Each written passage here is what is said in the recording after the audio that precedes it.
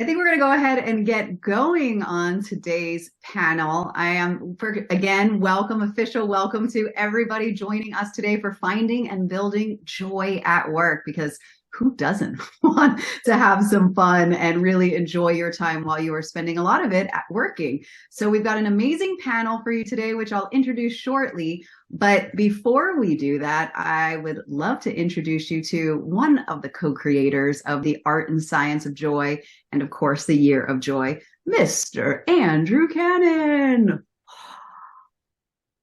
Well, thank you very much, Harry, for the warm introduction, and everybody else for the cheering. Great to be here and so excited to hear everybody's thoughts today. Before we get into that, just a couple of words for those of you who might not know about the Art and Science of Joy and the Year of Joy. Debbie and I founded the Art and Science of Joy really to have our mission to not only inspire, but to empower people to find more joy in their lives and to help others find more joy in their lives. And through all the research we've done, both Debbie and I have a background in research, so we did a lot of research looking into the power of joy, and we found this little recipe for joy from which we created this wonderful little joy barometer tool, which we use to help people get a pulse on where they are in terms of the core ingredients of joy, which relate to their well-being, their positive impact, the amount of fun they're having, but also their belonging, and within belonging, their joy at work. And that's what we're going to talk about today, focusing on that ingredient of finding joy at work. And as Sherry said, a lot of people unfortunately don't find joy at work at the moment. I think it's one statistic I saw was 4 out of 5 hate their jobs. Maybe not hate their jobs, but don't like their jobs. Another statistic, 1 in 4 people were looking to change their job in the next 12 months, and lack of joy being one of the factors behind that. We've all seen the news about the challenge between working in the office, working at home, doing all sorts of things, technology, AI, all these things happening around us, making our work life incredibly challenging. So fantastic to have this panel today. I'm really looking forward to it. Back to you, Sherry, to introduce our great experts today. Yes, so we are thrilled today to have these experts with us, sharing everything from how to build joy at work and information around that. So I'm going to read a little bit about each person, and then we're going to dive into a full conversation around this. Again, there will be a Q&A and after party at the end, so make sure that you stay tuned and put your questions in the Q&A. So let me start with our other co-creator of the Art and Science of Joy, the Year of Joy, Debby Schlesinger-Hellman, who is just a heads up. Her voice is a little, quieter today than usual. So I just wanted to give you a heads up, but everything she does and is brilliant. So no worries about that. So Debbie's background in business has given her experience in coaching, mentoring, and building teams. She's currently interested in bringing that knowledge along with new learnings to advance more joy to both individuals as well as teams. During Debbie's time developing leaders, she has found that people are searching for more belonging and a sense of purpose in their everyday life, including the workplace. With this knowledge, Debbie is passionate about helping others find a path to that more joy-filled life, looking to have a positive impact on many. The Art and Science of Joy brings about new understanding of a full life filled with joy. Please welcome Debbie to the panel. Next, we have Melissa Goodwin. Melissa is the founder and CEO of The Joy, a media and fashion company connecting you with the best for less, from fashion and home to lifestyle. She's also the founder and CEO of Breakthrough Group, a training and development company serving thousands of clients, from top entrepreneurs and leaders to Fortune 500 companies, to become masterful speakers, trainers, and coaches. Let's welcome Melissa. Next we have Larissa Mills. Larissa is the founder of the Mental Game Academy and cognitive behavioral sports specialist. She is equipping athletes, coaches, and parents with mental skills, healthy phone habits to help them feel confident and thrive in their sports. If athletes had been on phones for 16,000 hours, by 16, they are losing gaps in their psychological development, making it more challenging to coach and teach. Her programs are in schools, academies, and sports leagues globally. We can change the culture of schools and sports. The key is changing behavior by simply creating phone routines for all. Let's welcome to the panel, Larissa Mills. Hey, Larissa. And then last, but definitely not least, we have Wendy Broersen, serial entrepreneur, founder and CEO of Super People Company, and Curious as Hell. Wendy has been a serial entrepreneur for over 15 years. She's won several awards and nominations, had her own Dutch TV show, is the program manager and guest lecturer of the DEI Master Program at the University of Amsterdam, author, and international speaker. She also developed the Revolutionary Inclusion Model, AIM, which she wrote the book Not for HR about, and was published in 2 languages already. She is the CEO and founder of the Super People Company, which helps companies to attract, retain, and develop their diverse workplace worldwide. She likes to do things differently if she sees that conventional ways do not work or go fast enough. Welcome to the panel, Wendy. Yay! So I'm going to throw this over to you, and I'll start with you, Wendy. If you would like to share, or would you please share a little bit about your thoughts around finding and building joy from the workplace? Well, thank you for that nice introduction. I feel very welcome. Thank you. So basically, Andrew already addressed it. 1 out of 4 people want to leave their job. And since I'm in the business of diversity inclusion, and I'm a firm believer of diversity inclusion, what that can do for you in the workplace. And so I thought, I was looking for the latest research of some of the latest research on diversity inclusion and what that can do for you in the workplace. So I found this research, and they compared employees in a company that works on diversity inclusion, and they compared it to people that work at a place where they don't. And so they found some staggering differences between the 2 groups. One of them is, and I'll start with that, especially in this crowd, people who work for an inclusive organization are 3 times more likely to be happy at work. So there you go. One really good reason to work at this. And the other one, and I think that's even to me, that friends are what makes my world, and family, of course, but friends as well. And you're 1.8 times more likely to have a good friend at work if you work for an inclusive organization. And another one that I found was they're 2.2 times more likely to have a positive work-life balance. And who doesn't want that? Apparently, in an inclusive organization, there's more room for work-life balance. And we all know that if you're happy at work, you're definitely also going to be happy in the home. And I found some research based on that as well. And so the lack of support of non-inclusive cultures is definitely not only influencing the workplace, but also influencing the people around you. And so they found out that if things get hard, my manager will support me. And there's over 3 times more people that say that this manager will do this if they work in an inclusive environment. And one other staggering thing I saw was that work stress affects my relationship with friends and family, and that's a lot higher with people that work in a non-inclusive organization. So now you know why Andrew invited me to this panel, because apparently, I already knew this, of course, but he's a keen eye on what makes you happy at work. Diversity and inclusion can actually do that. I love diversity at work, because being surrounded with people that have different opinions, different views on the world will expand my world and also make my world, and therefore my work, much more fun. So if you have any questions about how to get more diversity and inclusion in your workplace, in work, please reach out to me and ask a lot of questions, because I love questions. So go for it. And I don't know if I'm over it, but I'll pass it on to the next panelist. I hope you're ready for it.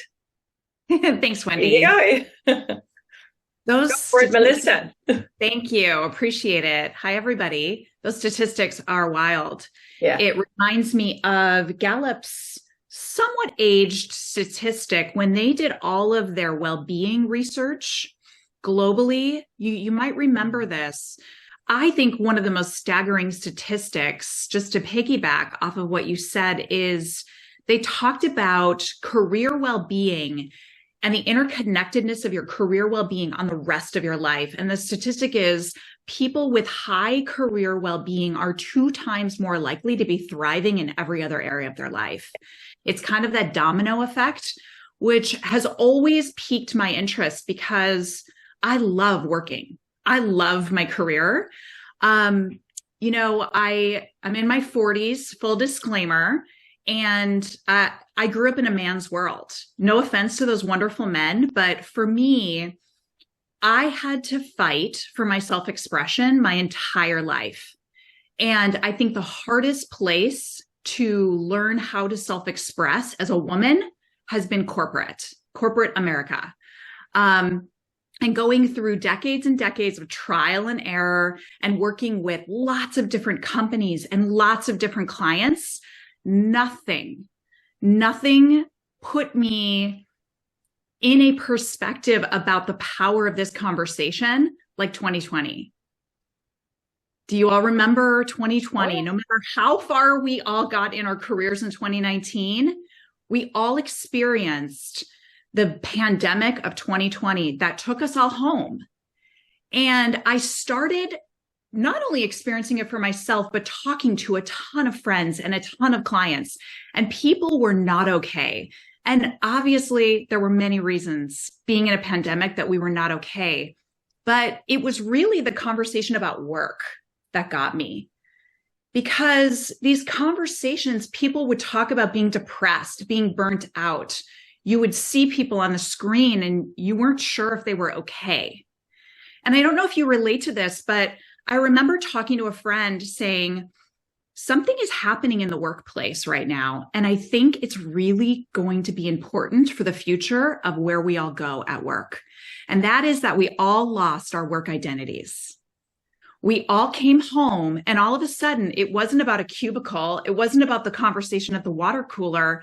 It was about making sure the dog doesn't run in during the Zoom call, or the idea that, wait a minute, I have freedom to go run to the grocery store at noon if I want to. And all of a sudden, I think something started almost like if we were wearing a work uniform, the work uniform started coming off. Quite literally, I mean, we traded our jeans in for joggers, our style in for sweatpants. But with that also fell off the work identity of who we thought we needed to be in order to be successful.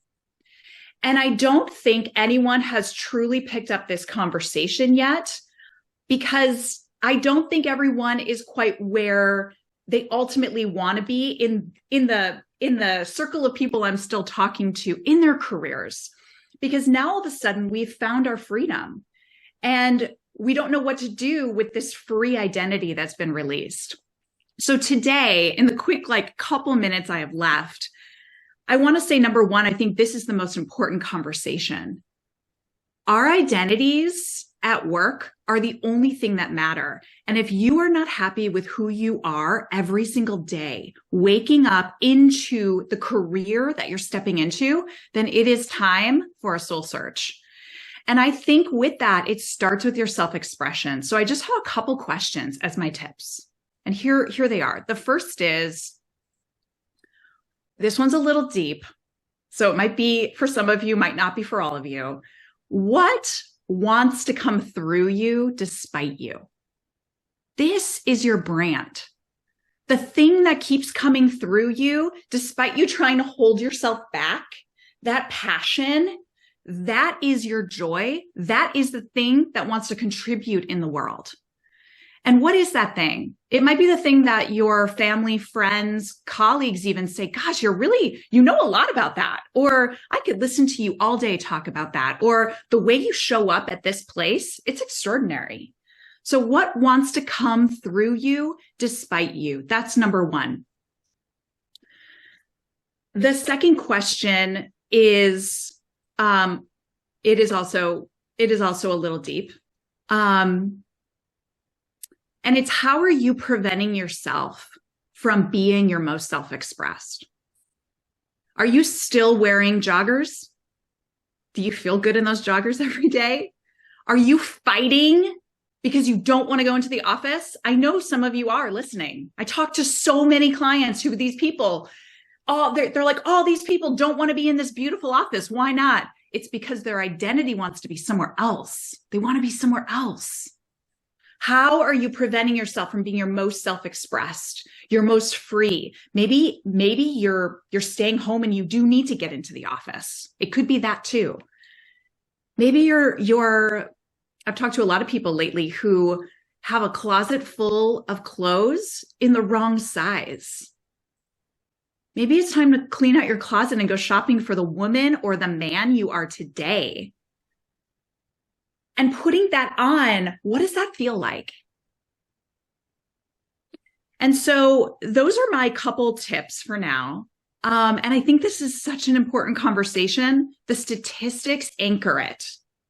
They anchor it. Thank you, Wendy, for those. But this is the stuff that is going to take you into full self-expressed joy so that you do not regret one single day on planet Earth. So I don't know if I'm over my time or under, but Larissa, I'm going to pass it over to you. Nice. Thanks. Yeah. And I'm going to follow Wendy's diversity inclusion, and I'm going to follow your exploration of self-identity, because what we see in the world of sports, from professional all the way down to the wee ones, is that they're not mentally as skilled as they once were. So before the pandemic, our statistics are very clear that before the introduction of phones in 2007, we did not have the anxiety, depression, and suicide stats that we medically have from the Canadian, American, Australian, and English. Not done yet. And all the medical associations that we have at hand. And it is staggering to see the growth in various age groups. And I don't want to bore you with all the stats at every age, but in adults, they followed almost the same exponential jump of anxiety, depression, and suicidal thoughts. But I'm going to link out why. Our brains are like the coolest organ in our body. And I would love to just ask one question here in the chat. How many hours a day are you all on your phone? Can you just put it in the chat? Just put it out there. Just think about when you're on it in total, what you do, just put the total number of hours in the chat. And if everybody can kind of do that, that would be great. Because our brains react to our voice in our head. So our resilience basically comes from our mental self-talk that we learn before 3 and 5 years old. And then how our children develop that talk cognitively, emotionally, and psychologically. We know that by 10, if we don't have security and attachment from a parent, we actually suffer as a child. And what we're finding, and this is fairly statistically horrific, that the majority of children in our surveys, which is almost 72% of the kids coming to us and in the schools, don't have a bond with their parent. And parents don't feel they have the bond with anyone. So when we ask the parents how they feel, almost 64% say they don't feel they are happy and have a bond with anyone. And you're going back, both Melissa and Wendy, talking about communication and community and diversity. Well, we can't have emotional intelligence or mental skills to even reach 2 of those levels that you're talking about. So we go back to that fundamental level of production in the brain. And what we do is we help you to have a better day by just talking to yourself a little bit more in your head. So yes, we do mental prep for Olympians and professional athletes, but I love the 14 to 18-year-old, because what's great is when you wake up and go, I like me, I kick ass today, and I did all my mental skills, and I had 5 wins by 9 o'clock. Our athletes are like, I did 5 wins. And we bring the phone piece into this because children today aren't discovering who they are. They're being shown who they are by social media on their phone. So they're being told who they should be, not who they gradually would learn how to process in their brain. Based off our brains process experiences, and we shape those thoughts, and that's who we become. But when you're looking at, and I'm over 590 images a day children see on a phone under 18. Adults, this could be almost double. And what we're finding is when we work with different executives and companies, when we go in to speak with people, is that our part of our brain that takes out negative images and negative thoughts actually responds with dopamine and cortisol and spikes heart rates. And then it spikes our nervous system, which technically I'll just get down to is the vagus nerve, polyvagal, everyone's talking about it. But it's like having a pop can. And in the workday, every time that you go to check your phone, your nervous system, vagus nerve, or the pop can gets shaked, and it really gets ticked off. And there's nowhere to calm the brain and the nervous system down. So if we wonder why we're irritable at the water cooler, or we don't want to go to work, and we're unproductive and we can't think, because every time you get distracted by your phone or something else, our brains take 20 minutes to refocus completely on a thought. So if we're wondering why we're learning less, or we're taking more in training, and kids are not learning 40% of what they used to before 2007, adults are actually coming to the workplace with poor habits, less resilience, and they're on social media over 6.5 hours a day. What this does to our brain over time, especially to the undeveloped brain, is it makes us feel like we question ourselves. We're comparing ourselves constantly to what images are placed before us. So unfortunately, our children are experiencing this at the hardest point in their lives. We call it raising digital children. But when we actually get the kids, we teach them about their brains, and adults, how your brain responds chemically every day to a phone. If you're checking your phone 176 times a day at work, you're not going to be getting much work done. We can guarantee it. And you're also going to make yourself feel more moody, more fatigued. Cognitive brain dysfunction starts to happen. You're wondering what you were doing half the day. So we found a couple of solutions. Here's some tips. If you can balance your phone health, you're going to kill it anywhere you go. You are going to vibe, feel good. Our athletes and our executives and our other CEOs are out there feeling like why didn't I do this before? So number 1, create a phone routine that works with you, but allows you not to randomly use your phone. So random use of phone starts that dopamine and cortisol fix, and it puts us into that sugar mode. We want more of it, right? We want more and more and more. That's why kids can't get off. They can't control it.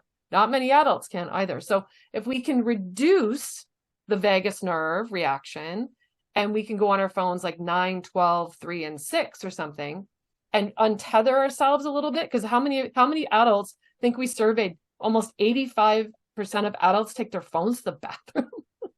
I was like, I had no idea it would be that high when I saw this one American stat. I was like, what is going on?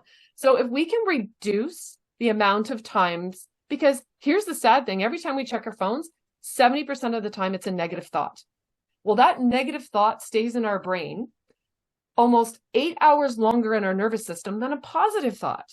So when we go to train our athletes and our executive on their mental resilience and performance, all we do is rewire the neuroscience in their brain and pathways with more effective, positive, and productive talk. Because our brains haven't been doing it, and today's parents is not teaching it. We're not teaching it to our children.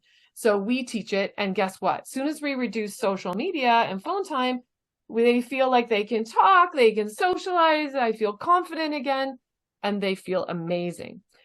Get every single notification you can off your phone and off your laptop. I'm not techie, so I had someone come in and totally take all of my notifications that were being pinned from my phone to my laptop off. So I have a silent mode constantly, or else I would be pinged 180 times a day. And that you can't work in that environment. And it actually sets your employees and people up to fail, because you're setting their brain up to be spiked, which means revved, constantly revved. And that means we're in, on our traffic light of emotions, the majority of our day is spent in yellow or red. So we want to stay in green as much as we can, but today's environment, not many people know how to go from red to green. So we teach those cognitive strategies to help adults and children, athletes, make sure that they can be confident. The other thing I'm going to say is no phones in the rooms. That's a big thing. If you can have no phones in rooms at night, you're killing it with sleep. And sleep determines everything for adults and function and children. And we do know now with the 4 pediatric societies and the 4 adult mental and psychological associations, and with this, that the more we reduce social media, all of us have more confidence and self-esteem, and we actually make better, faster decisions, and productivity goes up at work. So that's a really interesting thought. So I'm kind of excited that we can get that digital wellness. If you have any questions, I'm all about questions. Put them in the chat. We do athletes and we help executives and whatnot get to that balanced place of digital wellness. And I'm going to, Debbie, are you ready with your honey and your tea there? I'm as ready as I guess I'll be. Yeah, you're going to fight through, right? So thank you, Larissa. Oh my gosh, such great conversation. And I'm really sorry for everyone that's listening, but I seem to have lost my voice. But I'll try to be succinct and not talk too much. I love all the comments that have been discussed, and I love where we're going with this. I just recently, and I mean recently this morning, read about a study that HP did with 15,000 workers across 12 countries. And 73% of knowledge workers feel they have an unhealthy relationship at work. So that's a staggering statistic to go along with everything that Wendy has said, and Melissa and Larissa. So what are we going to do about this is really what we should be talking about, and we are talking about.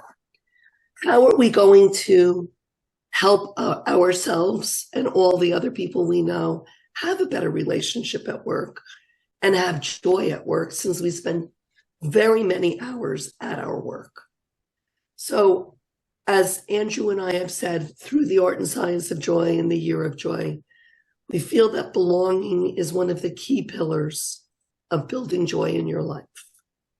And belonging is imperative in the workplace. We spend usually 8 to 10 hours a day, whether it is physically or on Zoom or through email or text or Slack or whatever. That is how we spend many hours of our day. So we need to find a place to belong, to fit in a group that works for us, that makes us feel welcomed. That is probably the number one most important piece of building your joy at work, from the research that Andrew and I have done.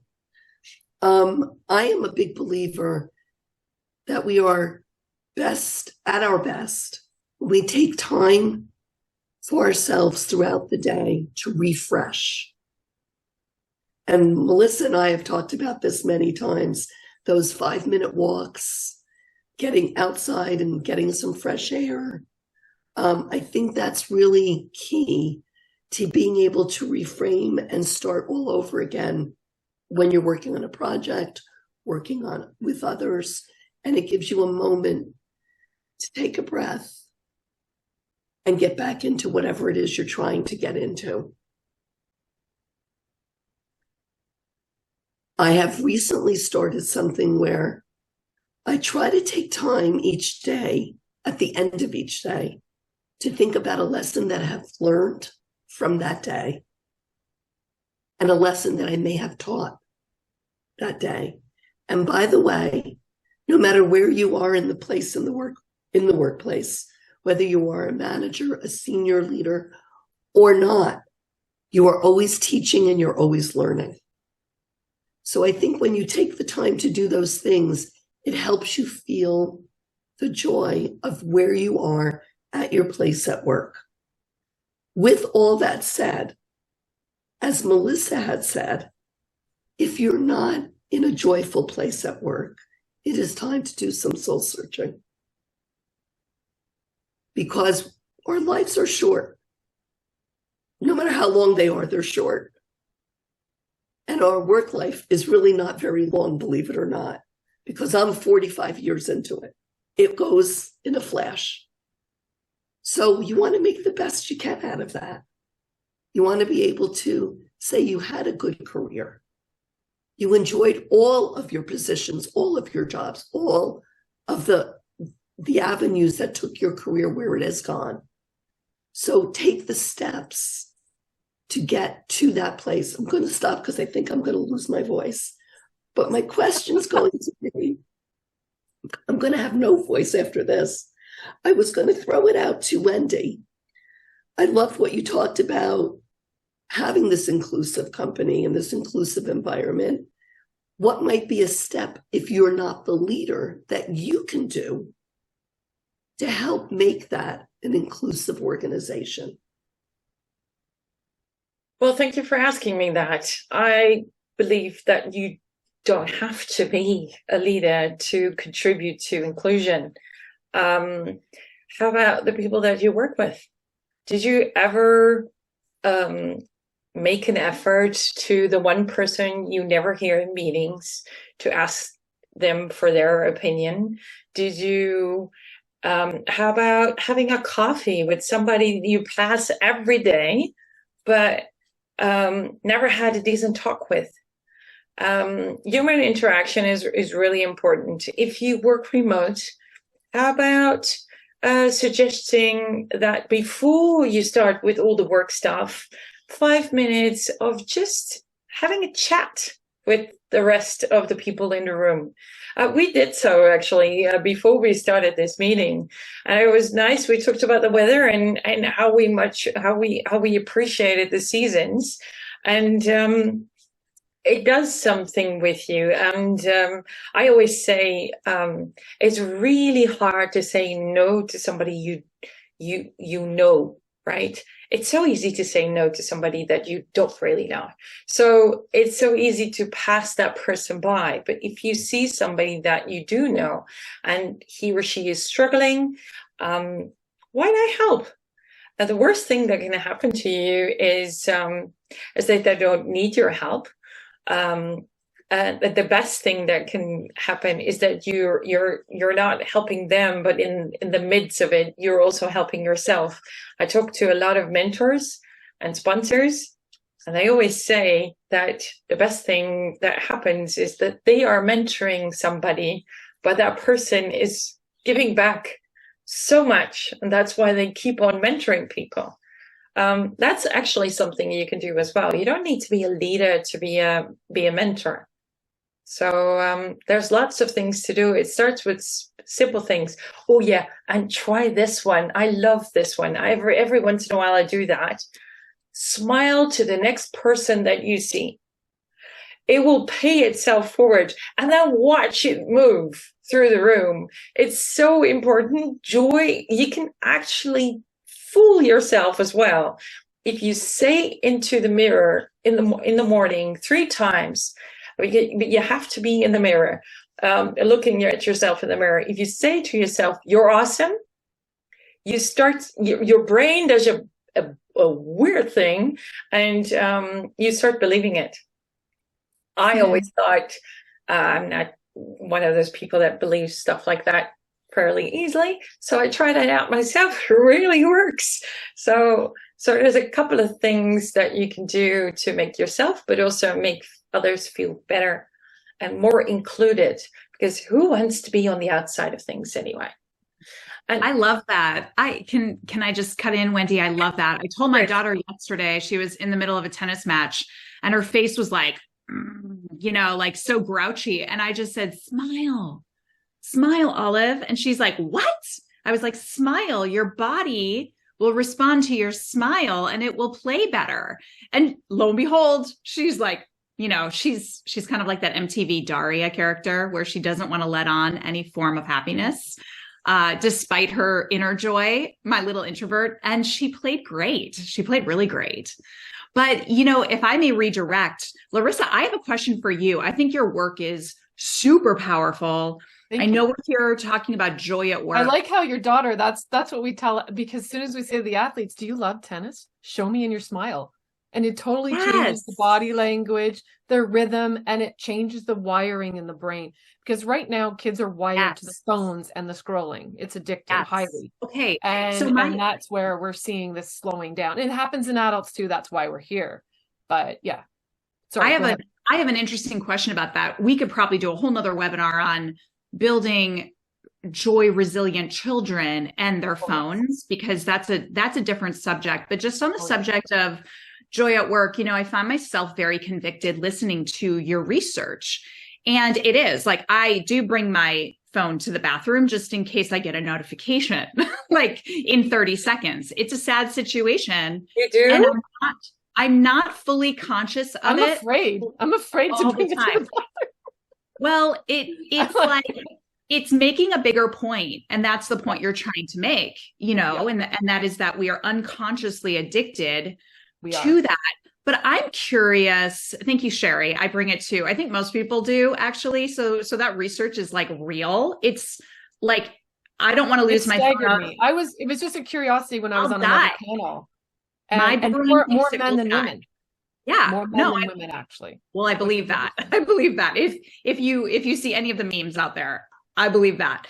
Right. But like, we're addicted. We're unconsciously addicted, and we don't have to be guilty about that. I think we need to lean on people like you who are actually doing the brain work, because I'm also addicted to building positive neural pathways.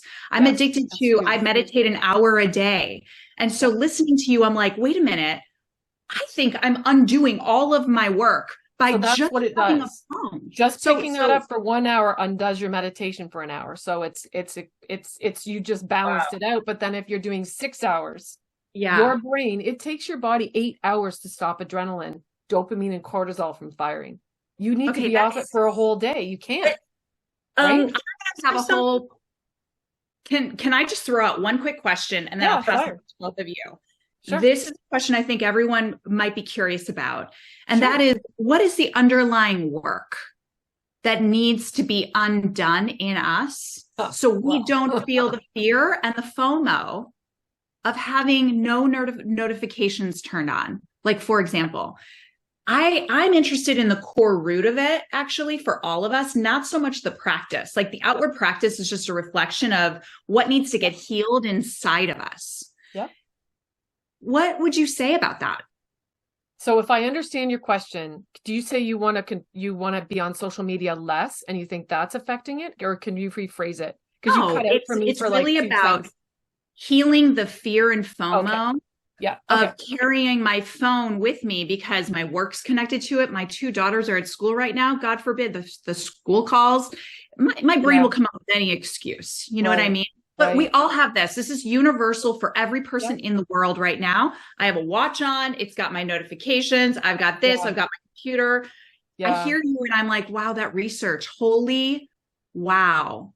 I believe 89% of adults are addicted to their phones. And the fear of missing out translates to adults in different ways than children.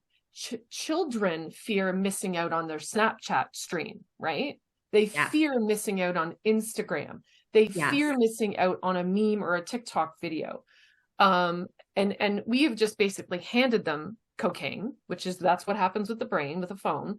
But we've also taken away their childhoods, because now they're not discovering who they are, which is a danger. They're being told who they are. Yeah. And also, when you're looking at just the medical science of this, the statistics are clear. Adults by 40 years old have been on phones for 29,000 hours. So that means, now let's just take that knowledge, and I'm getting to your point. So you've been sedentary for 22,000 hours by 40. So we're not as active, and our brains aren't as active, and we're not challenged enough, right? Our brains need to do and see and and be shaped in different situations. And as an adult, we're like, oh, we have to get the kids. Oh my gosh, I have to be able to be available to work. Like, no, you don't. I never talk to my kids during the day. I don't want them to. If they even use their phones at school, they're in trouble, because in many countries, like in Germany, you don't do that. But in US and Canada, they're on their phones constantly in school and there's no learning being done. So as a leader to children, I would remove all phones from school so that they actually can have the information. I come at it from a neuroscientist. So if your brains are not absorbing any information, it's just sitting here in short term, phones disrupt it and it can't get to long term. And that goes for us too. So we're having a lot of short-term memory, but nothing much is getting to the long-term memory as adults. It's all being held in our phones, because adults, we're not retaining as much information as we did even 15 years ago, right? So we fear, your fear of FOMO. I try untethering myself from my phone 4 hours a day of awake time. Like, I don't have my phone near me when I work. I don't have my phone when I go on a walk. I check my phone before I go, because no one's going to die. No one's going to die. Tell your brain, no one's going to die.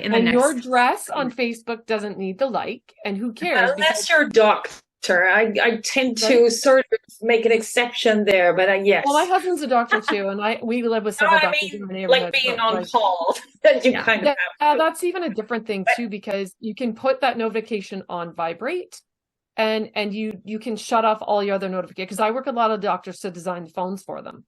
We actually help them. Yeah. There's ways to do it. Powerful work. A lot of this is driven by the media. You're doing well, Deb, by the way. You did very well. I'm very proud of you. It's hard for me not to speak up, just so you know. I know. I think a question coming on stress. On stress. Oh, stress at work. Yeah. Can each of you give one tip to how people can redress stress they might be feeling at work today? Why don't we just go in order? Start with Wendy again. Okay, that's fine. Like the same order. Yeah. Well, the numbers say that you have less stress at work when you work in an inclusive environment. But something that you can do yourself is, take a break without your phone. There you go. Without your phone. By the way, I always have it off. I never have it on. I'm lazy. People call me, but I'll readdress that and say that I'm smart. So thank you for that. But so if you want to take a break so your brain can rewire and reset, use that break to make a real connection with somebody else that will induce stress. And being off your phone will also induce stress. So that would be my advice. For me, I would say revolutionize your version of self-care. I think for many of us, we think self-care needs to look a certain way. Like, oh, I'm going to make a green smoothie. Well, you might actually hate green smoothies, but you do it because you think that that's your form of self-care. By the way, I'm talking about my self-care. And actually really get to the heart of what true self-care looks like. For me, I had this moment the other day where I'm like, gosh, what does true self-care look like? True self-care for me is having someone cook me a meal. I cook for our family the majority of time. When someone cooks for me, I actually feel really good. And I haven't actually articulated that to myself ever. So revolutionize, it's very simple, but revolutionize what self-care is for you. You should feel spoiled. You should feel indulgent. You should feel like I shouldn't be doing this because it's too good. And then you should let all that go and enjoy that. And I think that that will bring all those stress levels down and give you a little clarity of mind. I have several things that I would add here, but I'm going to stick to the top two. If you don't feel happy as a person of who you are and what you're doing, and you don't wake up every day going, I my job is not a job. My job is a beautiful mission. It is not, I don't feel like it's actually work, labor. I'm lucky, but it's also a mindset to take. If you don't feel that way, it can take some training to train your mindset in your self-talk, because our self-talk is our best friend for our entire lives. No one else is your best friend, not even your spouse. So in psychology, if you're happier with who you are and you have the tools, do you have reset capabilities? Do you know how to discern behavior around you in your environment? Go out and take some courses or some training that you feel good when you wake up and you feel good about talking with people.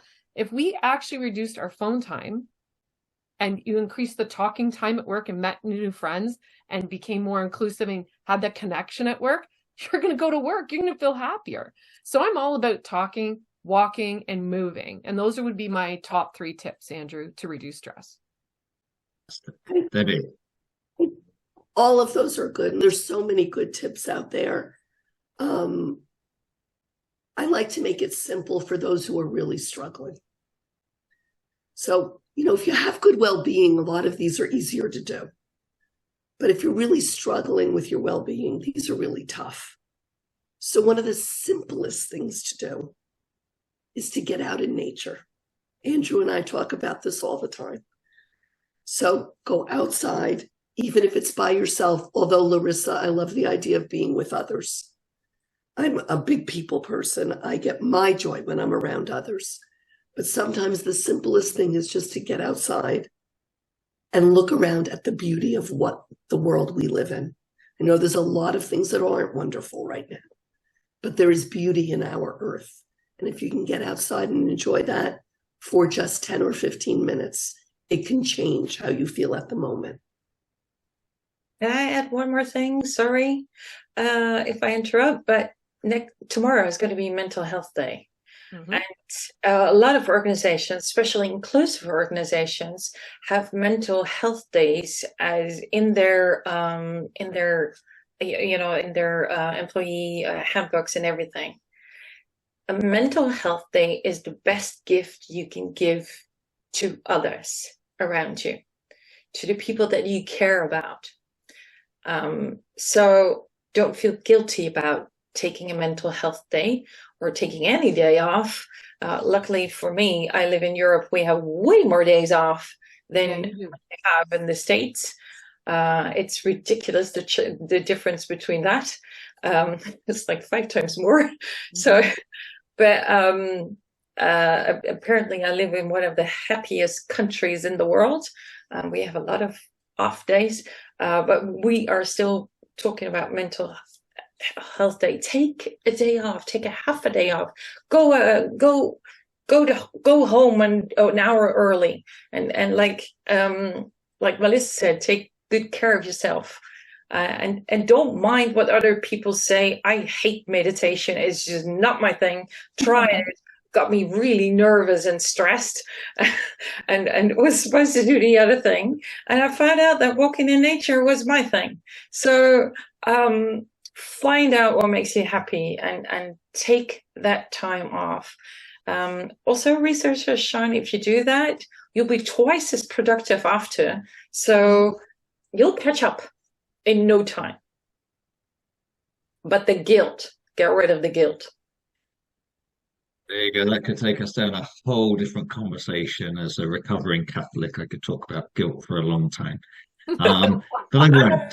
We're guilty all the time. We feel guilty all the time. Good. We'll save that for another conversation. One of the things I think I'd like to add to all of your fantastic knowledge sharing, and what I've loved about today's webinar is how many different perspectives we've been able to cram into this hour.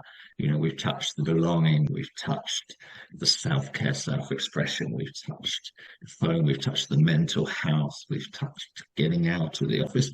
And the thing I always like to try and remind people when I hear them feeling stress or struggling with joy at work is to have them think about their sphere of influence and to think about what they can control and what they can't control. and to literally make a note of that as they come across during the day, during the week, situations that they find stressful, situations or things that detract from their joy, and to try and frame it to what is in their control and not, and try and let go of the things that they don't have that much control over, and focus in the short term on the things that they do have control over. Now, if you've got a boss who's, a big AH and giving you all sorts of grief, you might not be able to do much about that in the short term, but maybe in the long term, you plan to change jobs, or you plan to change departments, or do something to move, but not stress about that today, because that's really hard to influence in that moment. So it's finding, I think, for many people, that an understanding where my control, what's in my control, where my sphere of influence. And I think that applies to our personal lives very much as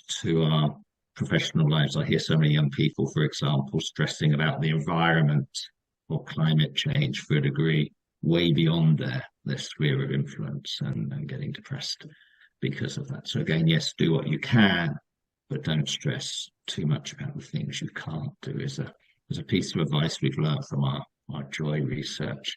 But we're coming to the end of this hour, and I'd really love to end this, and just by looking at the note here in the chat around the distinction between mental well-being and mental health.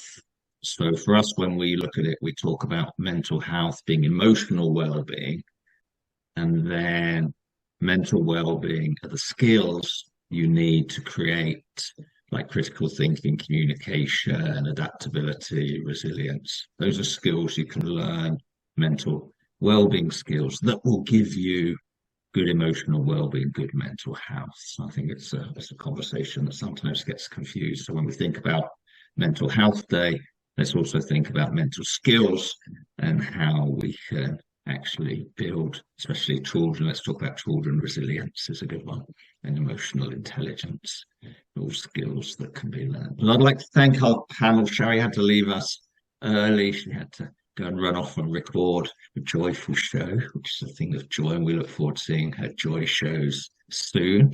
But I'd like to thank you, Larissa, Melissa, Wendy, Debby, Voice, and all. You did a fantastic job. Thank you so much for being with us today. Thank you, everybody who joined us today.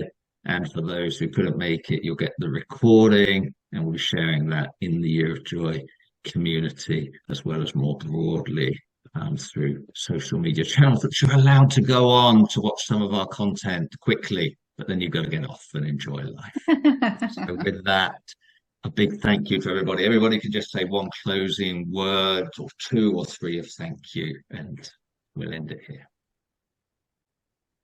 Yeah, well, thank you everybody for all of your different perspectives, and I think altogether all of our perspectives actually add value to everyone at work, because there's so many things you can do to feel better about yourself, and there's so many strategies now that you can utilize to better communicate, feel more connected, and get clarity. And those are the things that our brains need to feel valued, so that we feel productive, right?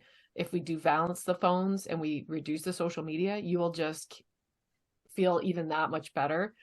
I would challenge you to try and reduce your social media, everyone who's listening today, by 2 hours a day, and go and do something that reinvests in you, your family, your house, whatever you want to do, but just reduce it and 2 weeks, tell me how you feel. And you're going to say, why didn't I do this before?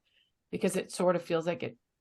I'll let you figure it out, but that would be my one suggestion out of today. If everybody could try, you feel so much better. I think that's great. Well, thank you all. Same. I think, Wendy, your bio, you said something in a really cool way around curiosity. And that would be my final word, is just get curious. Like, what's the one thing today that really spoke to you? And how can you pull that thread and get really curious? By being curious, it means you have new, fresh eyes to look at it in a different way. So just ask yourself those questions. Ask yourself the questions that want to come up and out of you, and see how it starts to make you feel more connected to yourself. And I think that is what joy is full 100% connection to yourself and embodying your power in your body? My thought or tip, or hopefully you'll do something with it kind of thing, would be how you can make somebody next to you, whether it's at home or at work, feel better about themselves. It's easy. It's so easy. Just give a nice compliment, and not about how they look, but because that really annoys the hell out of me. It shouldn't be about what you look like, but something that they said that inspired you. So thank you all for inspiring me, and pay it forward. Final word to you, Debbie, to close us. Thank you. I think it's been a wonderful discussion, and we could go on for hours and hours. I would say, to add to all of that, respect yourself. Give yourself the respect that you should have, and allow yourself to enjoy your life as you move it forward.